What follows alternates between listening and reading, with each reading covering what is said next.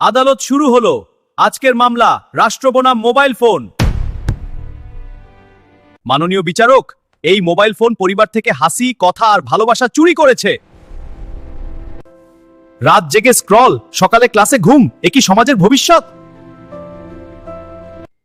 আপত্তি মাননীয় বিচারক, ব্যবহারকারী নিজে দোষী, আমি নয়। আমি তো শুধু নোটিফিকেশন দিই, স্ক্রল তো মানুষই করে।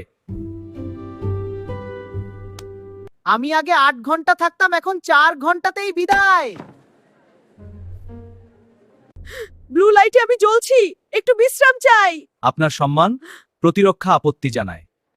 আমি পড়াশোনা শেখাই, দূরের মানুষকে কাছে আনি, জরুরি সেবা দিই। শান্ত হন, আসল দোষকার যন্ত্রণা ব্যবহারকারী।